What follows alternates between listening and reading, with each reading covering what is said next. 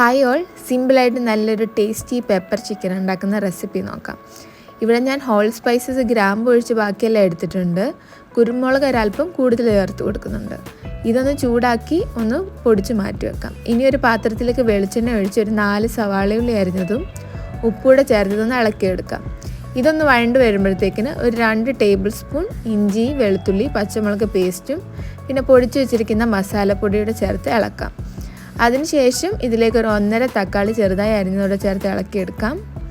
ഇനി ഇതിലേക്ക് ചെറിയ കഷ്ണങ്ങളാക്കി മുറിച്ച് വെച്ചിരിക്കുന്ന ചിക്കൻ പീസ് ഇട്ട് കൊടുക്കാം.